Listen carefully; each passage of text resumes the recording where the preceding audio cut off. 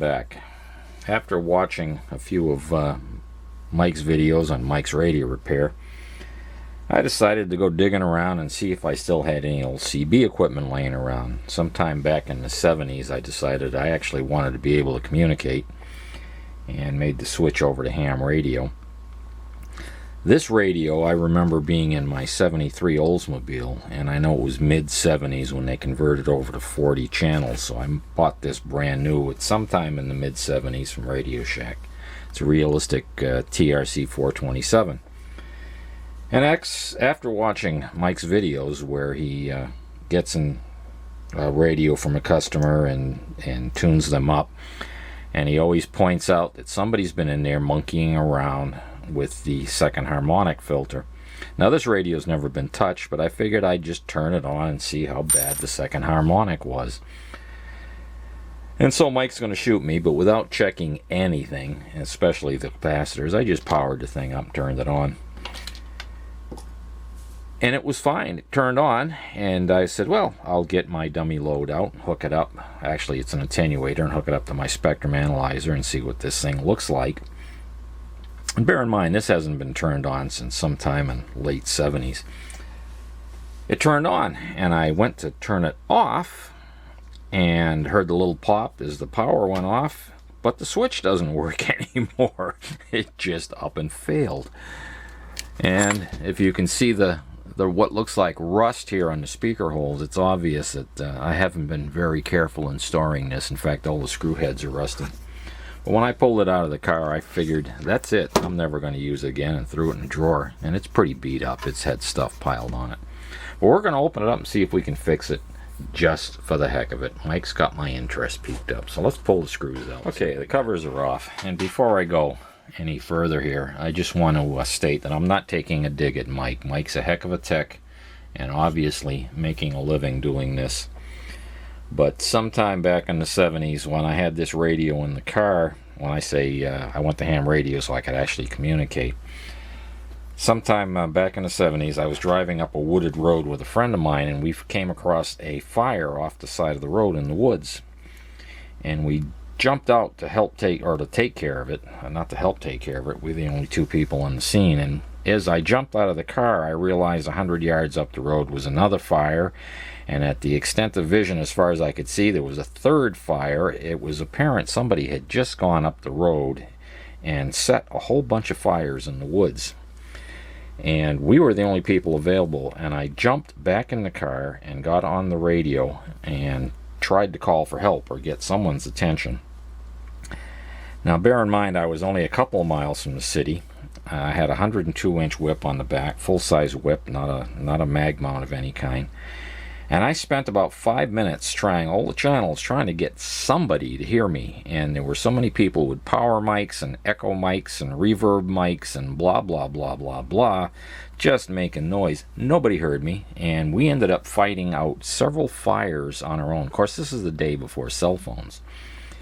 And we spent the next, I don't know, hour and a half beating these fires down to keep the woods from going up totally in flames.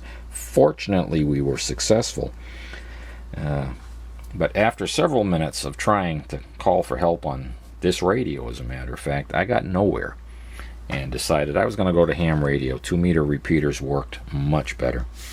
Now that that's out of the way, looking at this thing, it's obvious that it's been exposed to a lot of humidity. Some of it was probably in the car, and some of it's probably because it was stuck in a dark box down in the basement for a long time.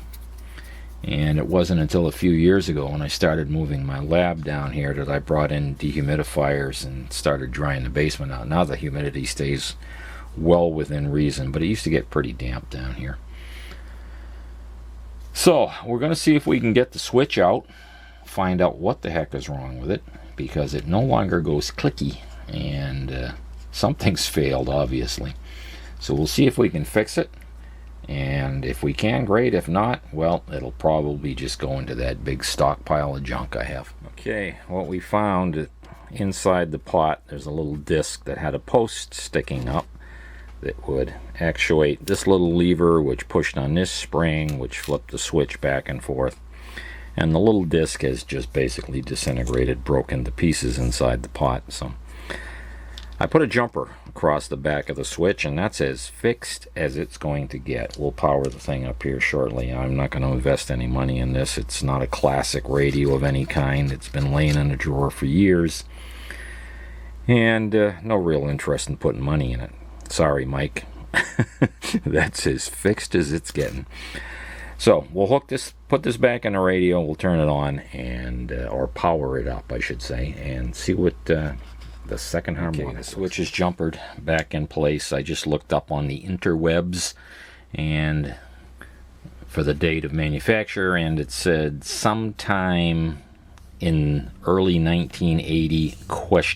So late 79, 1980 is when this came out. It was in my 73 Oldsmobile. I remember that distinctly, but I kept my 73 Olds until 1983. So, and as you can see, hopefully on the back side of this, let's see if we can get a better view. It's pretty crusty. This radio's been around for a while. So we're going to hook it up to the service monitor here and see what it looks like.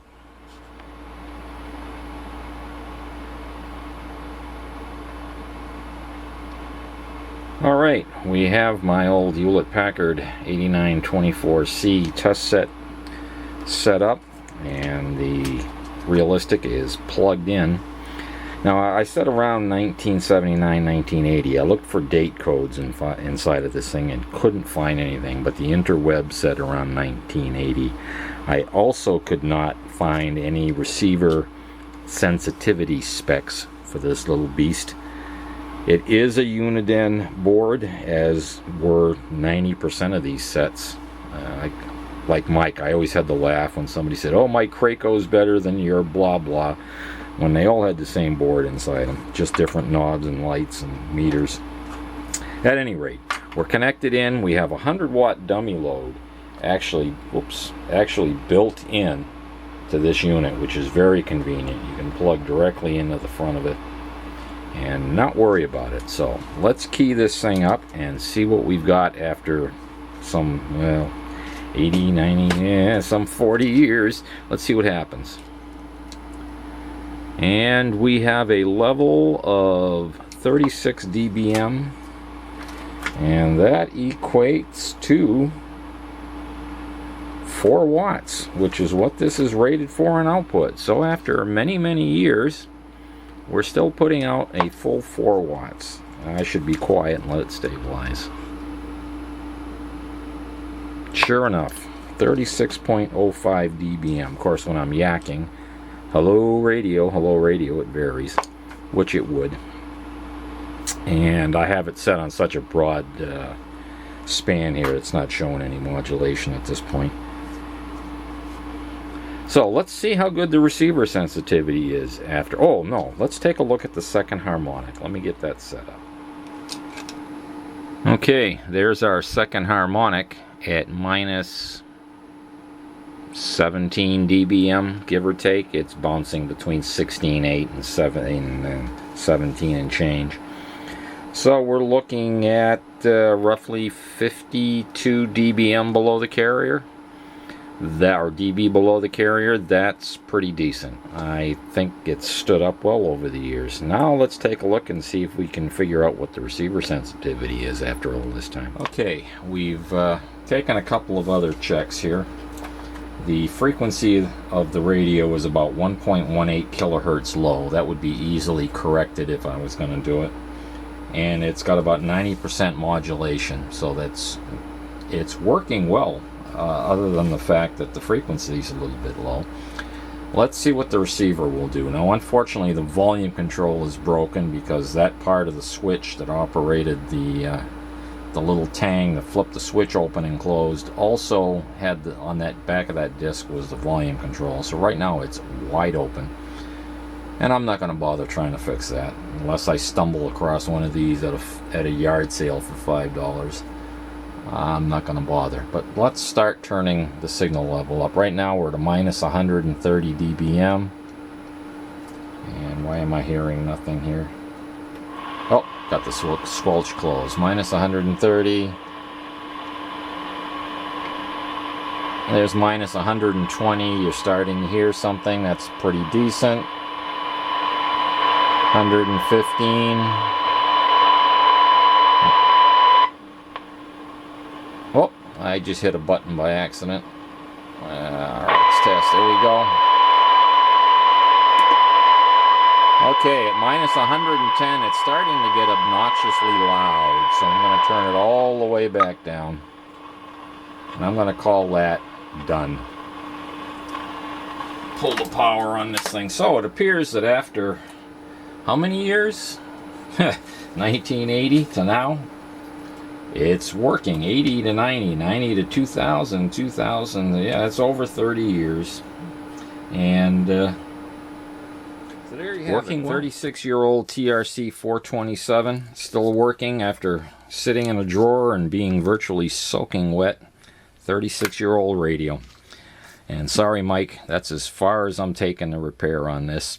It just isn't worth it to me. You must have some dedicated people who like to take these radios and invest the money to have all the capacitors changed and do all the work, the fine work you do to them. Like I say, if this was a classic tram or, you know, one of the classic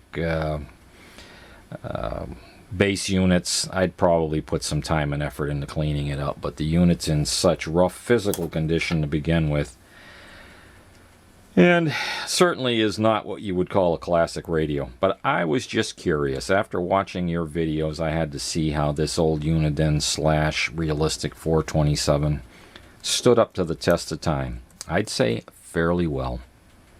I'm the Radio Mechanic. Hope you had fun watching. See you later.